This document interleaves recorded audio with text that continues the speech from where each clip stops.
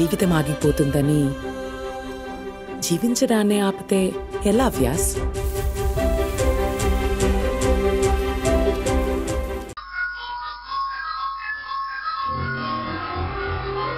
భూమి పూజ అప్పుడు పెట్టుకుందాం, కొన్ని రోజులు పోస్ట్ పోన్ చేద్దాం వదినా. అలా ఎలా కుదురుతుంది మరిది గారు? రేపే భూమి పూజ అని సిటీలో అందరికీ ఇన్విటేషన్ కూడా ఇచ్చేశాను. చీఫ్ గెస్ట్ గా మన పొలిటీషియన్ సార్ని కూడా ఇన్వైట్ చేశాను.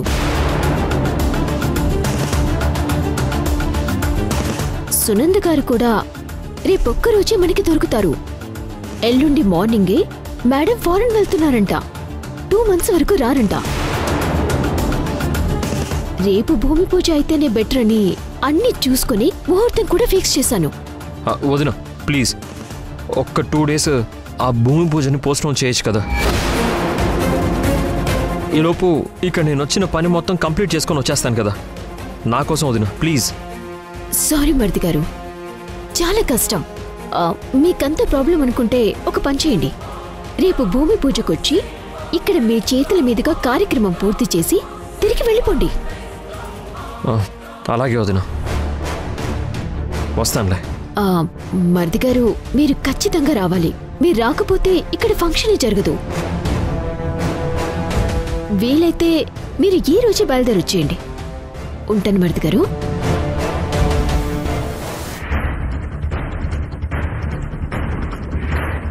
యశో సిటీలో లేడా మధు? సొంత పని మీద ఊరు వెళ్ళాడు. ఇక్కడ లేనివాణ్ణి పని పట్టుకొని మరీ పిలుస్తున్నావేంటి? నీ ప్లాన్ ప్రకారం యశ్ ఇక్కడ లేకపోవడమే మంచిది కదా. నువ్వు అనుకున్నవన్నీ అనుకున్నట్టు జరిగిపోతాయి. నిజమే, కానీ భూమి పూజకి యశ్ మస్ట్ అండ్ షుడ్ గా ఉండి తీరాలి అని ఆ సునంద లిటికేషన్ పెట్టింది. యశ్ రాకపోతే ఫండ్ రిలీజ్ చేయను ఉంది. అందుకే యష్ ని రమ్మన్నాను. ఒక విధంగా యష్ ఇక్కడికి రావటం కూడా కరెక్టే. ఎందుకంటే యష్ ఇక్కడ ఉంటేనే తనని అడ్డం పెట్టుకుని మనం అనుకున్నది చేయగలం. ఆ తర్వాత యష్ మమ్మల్ని కూడా మోసం చేసి ప్రాజెక్ట్లో పెద్ద స్కామ్ చేసి అందర్నీ మోసం చేశాడని నమ్మించొచ్చు. మధు, నువ్వు బిజినెస్ ఫీల్డ్లో ఉన్నావు కాబట్టి సరిపోయింది, గాని అదే నువ్వు రాజకీయాల్లోకి వస్తేనా నన్ను మించిపోయేదానివి.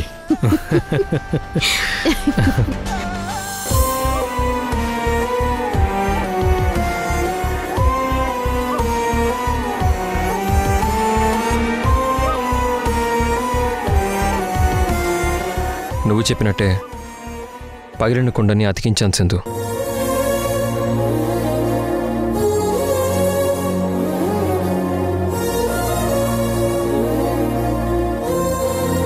కష్టపడి పగిలిన కుండని నువ్వు అతికించినా దీన్ని పగిలిన కుండే అంటారు తప్ప మునుపటిలా మంచి కుండ అని ఎవరు అనరు యష్. అతుకులతో అతికిన ముక్కల మధ్య గతంలో ఉన్న గట్టితనం, బలం రాదు.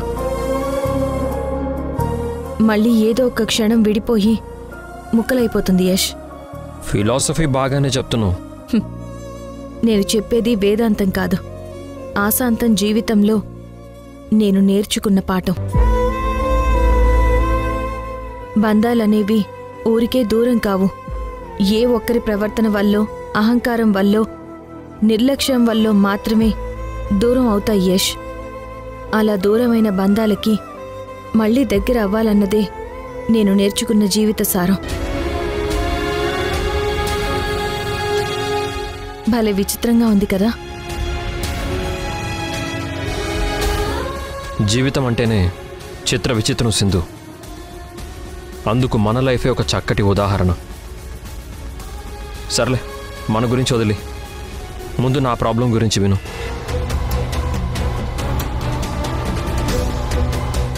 ప్రాబ్లమా? ఏంటది?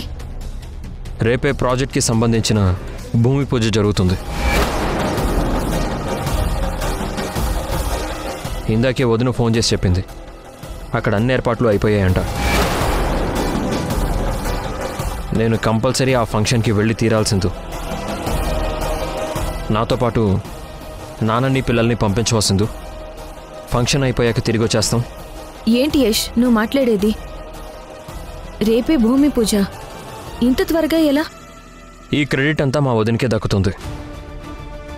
మా వదిన ఆ పాలిటీషియన్తో మాట్లాడి అంతా సెటరేట్ చేసింది. రేపు నేను భూమి పూజకి వెళ్ళకపోతే వదిన హర్ట్ అవుతుంది. అలా అని నాన్న పిల్లలు లేకుండా ఇక్కడి నుంచి నేను ఒక్కడనే వెళ్తే అసలు నేను ఈ ఊరు వచ్చిన దానికి అర్థమే ఉండదు. నాతో పాటు వెళ్ళమని మా నాన్నకి పిల్లలకి నువ్వే చెప్పాలి సింధు. అలా కుదరదని నీకు ముందే చెప్పాను కదా యష్.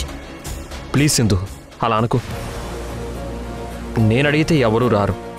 నువ్వు చెప్తేనే బామ్మ నాన్న పిల్లలు ఒప్పుకుంటారు. వాళ్ళని ఒప్పించు సింధు.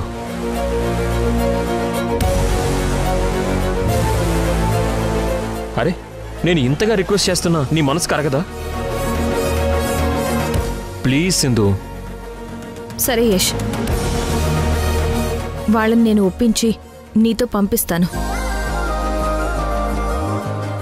కానీ అందుకు నువ్వు ఒక పని చేయాలి. చెప్పు సింధు. మీ వదినతో కలిసి చేస్తున్న ఆ ప్రాజెక్ట్ని వెంటనే ఆపేసేయ్ యష్.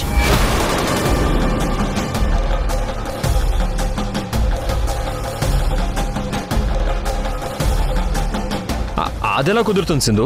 అయినా అసలు దానికి దీనికి సంబంధం ఏంటి? లింక్ ఉంది కాబట్టే చెప్పాను యష్. ఇప్పుడు నీ మాట విని పిల్లల్ని నీతో పాటు మీ ఇంటికి పంపిస్తే మళ్ళీ జీవితంలో నేను నా పిల్లల్ని చూడలేను.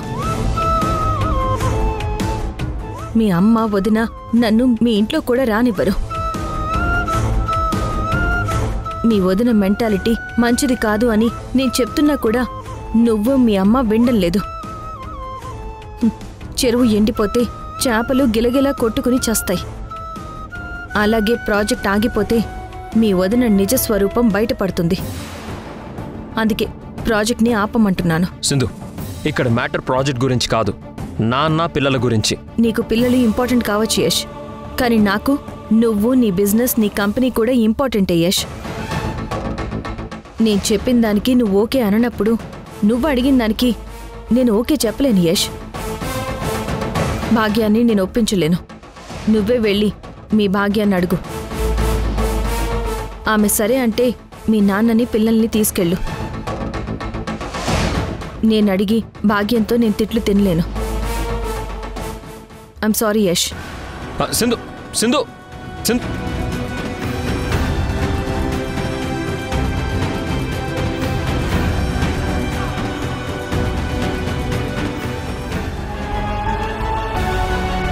అప్పుడే భూమి పూజ జరగడం ఏంటి?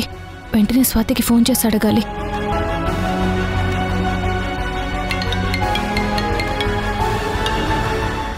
చెప్పండి మేడం. స్వాతి, అక్కడ జరిగేది ఎప్పటికప్పుడు నాకు అప్డేట్ చేస్తాను అని చెప్పావు. ఈ విషయాన్ని ఎందుకు మిస్ చేసావు? ఏ విషయం మేడం? అదే ప్రాజెక్ట్ స్టార్ట్ చేయడం కోసం ఆ మధు రేపు భూమి పూజ అరేంజ్ చేసిందంట కదా. అవునా? ఇదంతా ఎప్పుడు జరిగింది? నిజంగా ఈ విషయం నాకు తెలియదు మ్యామ్. తెలిస్తే వెంటనే మీకు చెప్పేదాన్ని. నేను కూడా మధు ఆ పొలిటీషియన్ కలిసి చేసే స్కామ్ గురించి కూపీలాగే పనిలో ఉన్నాను. I'm sorry ma'am. Okay Swathi, no problem. ఆ భూమి పూజ కంప్లీట్ అయితే ఇంకా మనం ప్రాజెక్ట్ని ఆపలేము. ఏదైనా సరే ఆ భూమి పూజ జరగకముందే ఆ మధుని పక్కా ఎవిడెన్స్తో ఎక్స్పోజ్ చేయాలి. లేదంటే చాలా పెద్ద ప్రాబ్లం జరుగుతుంది. ఓకే మేడం, నేను అదే పనిలో ఉంటాను. సరేనా? సరే స్వాతి, నేను కూడా నా వంతు ప్రయత్నం చేస్తాను. ఉంటాను. Okay ma'am.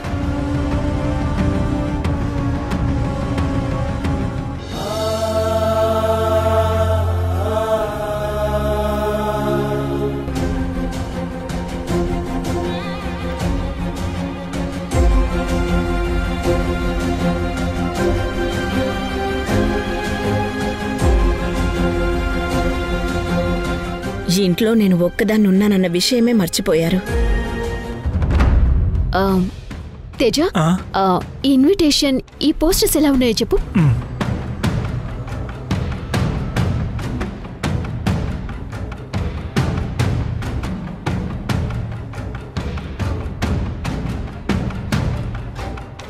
తేజ, ఇదిగో ఇదేలా ఉంది?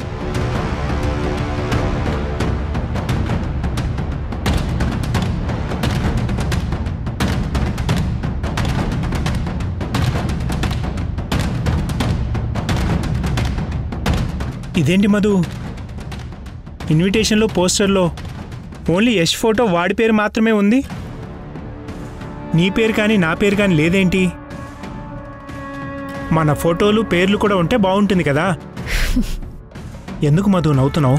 ప్రాజెక్ట్ని అడ్డం పెట్టుకుని మనం చెయ్యబోయే స్కామ్ గురించి నీకు తెలిసి కూడా నువ్వు ఆ మాట అన్నావంటే నవ్వు రాక ఇంకేం వస్తుంది తేజ?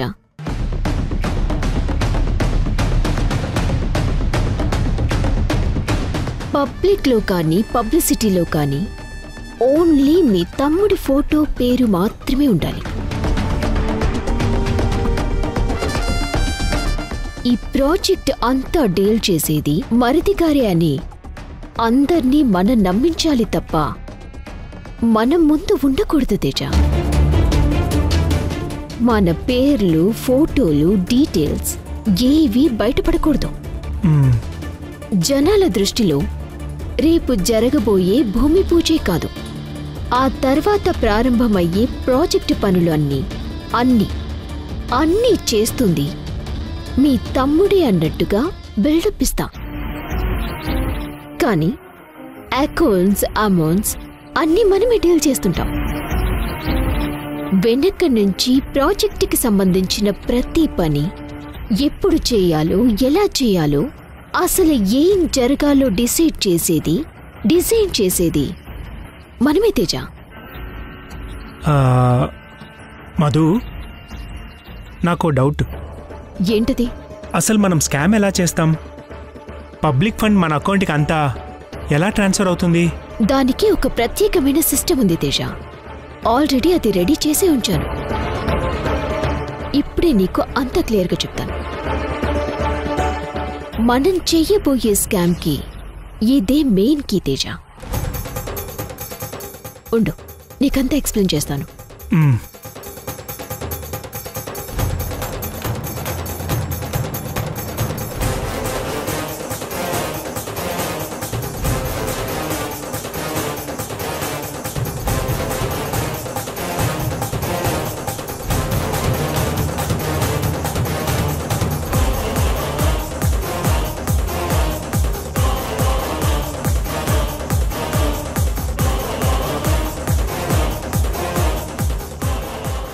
సూపర్ మధు, నిజంగా నీది మాస్టర్ మైండ్.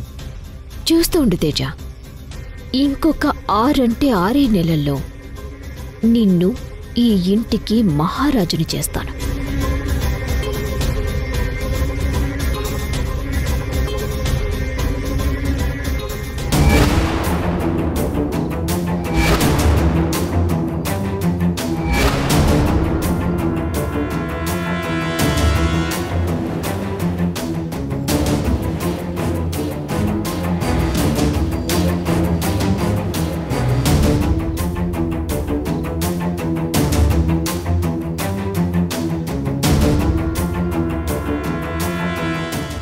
ఏంటి మధు, ఏదో మహారాజుని చేస్తానంటున్నావు? ఎవరిని?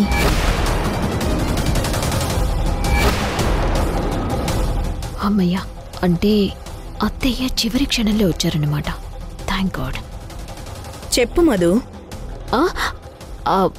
అదే అత్తయ్య, ప్రాజెక్ట్ని సక్సెస్ చేసి ఇంట్లో మీ పెద్దబ్బాయిని, మార్కెట్లో మీ చిన్నబ్బాయిని మహారాజుల్లా ఓ గొప్ప పొజిషన్లో నిలబెట్టాలన్నదే నా సంకల్పం కదా. దాని గురించే తేజకి చెప్తున్నాను. అవునమ్మా, నీ సంకల్ప బలమే నిన్ను గెలిపిస్తుంది మధు. థ్యాంక్స్ అత్తయ్య, మీరు దీవించారంటే నేను సగం సక్సెస్ అయినట్టే. సరే రండి, భోజనం చేద్దురు, టైం అయింది కదా. మేము వస్తాం పదమ్మా.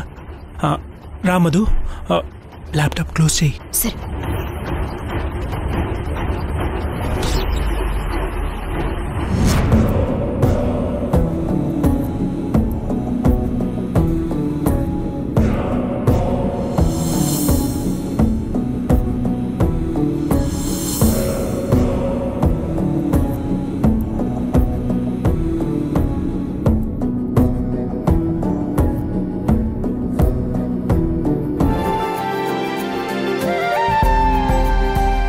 యష్ బాబు, ఏంటి చిలకమ్మా? మీతో ఏదో మాట్లాడాలని మా టీచర్ గారి భార్య సుశీలమ్మ గారు వచ్చారు. నమస్కారం అమ్మా. నమస్కారం అయ్యా. చెప్పండి. నువ్వే కదా హైదరాబాదులో మధ్యతరగతి వాళ్ల కోసం మార్కెట్ రేటు కంటే తక్కువ ధరలో సగం ధరకే ఇళ్ళు కట్టిస్తున్నావంట? నేను విన్నాను. అది నిజమేనా బాబు? అవునండి, మీరు విన్నది నిజమే. నేనే ఆ ప్రాజెక్ట్ చేస్తున్నాను. సంతోషం బాబు, మంచి పని చేస్తున్నావు.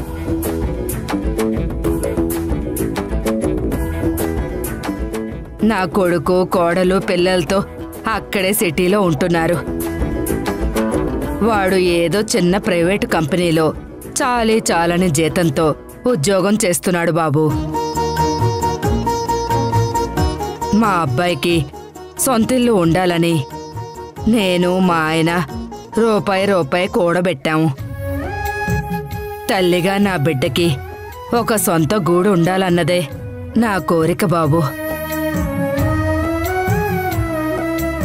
ఆ సిటీలో అద్దెల బాధను తట్టుకోవడం చాలా కష్టం. అందుకే అంటారు, తిన్నా తినకపోయినా సొంతిల్లంటూ ఒకటి ఉండాలి అని. కానీ అక్కడ ఇళ్ల రేట్లు ఆకాశాన్ని తాకుతున్నాయి కదా బాబు. ఇలాంటి టైంలో మంచి మనసున్న మీరు తక్కువ డబ్బుకే ఇల్లు కట్టిస్తున్నారని మా అబ్బాయికి తెలిసి నాకు ఫోన్ చేశాడు బాబు. ఆ ఇల్లు కట్టిస్తోంది ఎవరో కాదు, మన ఊరి వాళ్లే అని.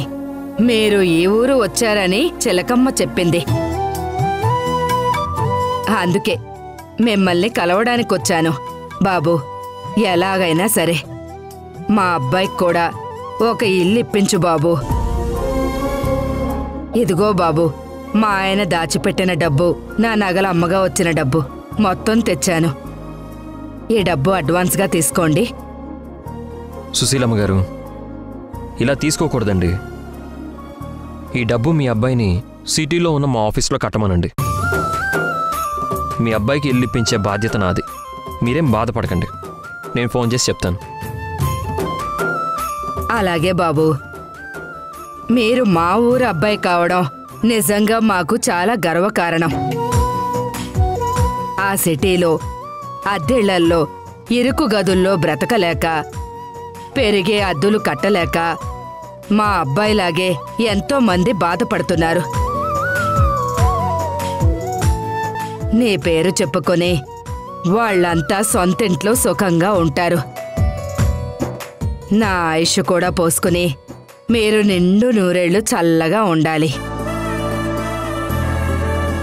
బాబు, వస్తాను. మంచిదమ్మా. రండమ్మా.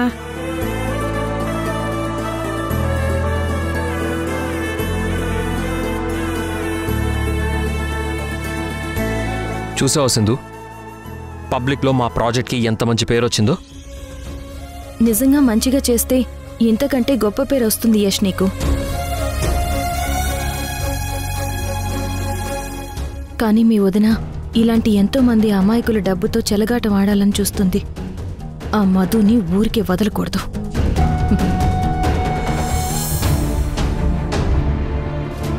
అమ్మా, నువ్వు కూడా భోంచేయచ్చు కదా. నేను తర్వాత తింటాను లేరా, మీరు తినండి. అత్తయ్య, రేపు ప్రాజెక్టుకి సంబంధించిన భూమి పూజ జరుగుతుంది. మీరు తప్పకుండా రావాలి. నేనెందుకులే మధు, మీరంతా ఉన్నారు కదా. మా అందరికీ పెద్ద దిక్కు మీరే కదా అత్తయ్య. మీరొచ్చి మమ్మల్ని దీవిస్తే అంతా మంచి జరుగుతుందని నా నమ్మకం అత్తయ్య. నేను రాకపోయినా నా దీవెనలు ఎప్పుడు మీకుంటాయి మధు.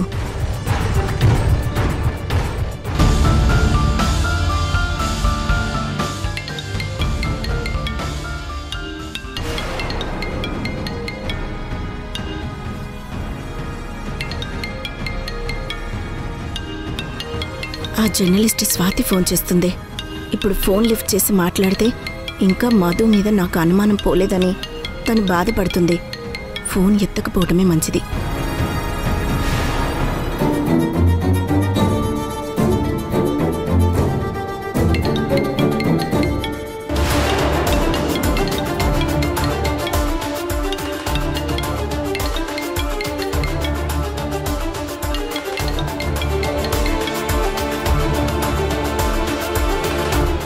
అత్తయ్య ఫోన్ ఎందుకు ఇలా కట్ చేస్తుంది? ఎవరత్తయ్య ఫోన్ చేస్తుంది? అది నా స్నేహితురాలు సుగుణమ్మ. మరి లిఫ్ట్ చేసి మాట్లాడండి. మీకు వడ్డిస్తున్నాను కదా, నేను తర్వాత మాట్లాడతానులే అమ్మా. మీరు తినండి. పర్లేదు, మాట్లాడండి అత్తయ్య. మీరు తినండి, నేను తర్వాత మాట్లాడతాను.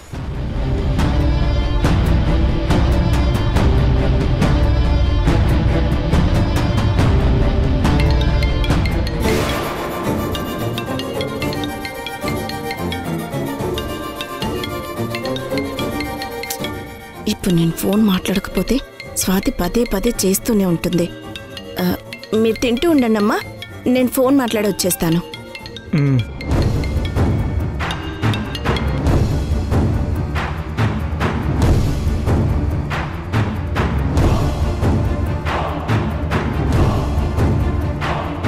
నాకు ఫోన్ చేయొద్దని చెప్పాను కదా, ఎందుకు స్వాతి పదే పదే ఫోన్ చేసి విసిగిస్తున్నావు? మీ పెద్ద కోడలు గురించి ఒక ఇంట్రెస్టింగ్ ఇన్ఫర్మేషన్ మీకు చెప్దామని ఫోన్ చేశాను. నా పెద్ద కోడలు ఎలాంటిదో నాకు బాగా తెలుసు. నువ్వు చెబితే తెలుసుకోవాల్సిన అవసరం నాకు లేదు. అసలు ఫోన్ పెట్టే. దమయంతి గారు ప్లీజ్ ఫోన్ పెట్టకండి. నేను చెప్పేది వినండి. మధు ప్రాజెక్ట్ని అడ్డం పెట్టుకుని అమాయకులైన మధ్యతరగతి వాళ్ళని మాయ చేసి పెద్ద స్కామ్ చేసి వాళ్ళ డబ్బులు కొట్టేయాలని ప్లాన్ చేస్తుంది. చాలే ఆపు. మా మధు మోసం చేసే మనిషి కాదు, నలుగురికి మంచి చేసే మనిషి. ఓకే, నిజమేంటి అన్నది మీ కళ్ళతో మీరే చూసి నిర్ధారించుకోండి.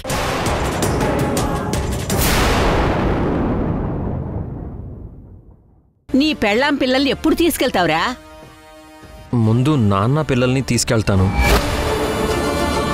సింధుని కూడా తీసుకెళ్తే అమ్మ ఎందుకు తీసుకొచ్చావని ఖచ్చితంగా గొడవ చేస్తుంది.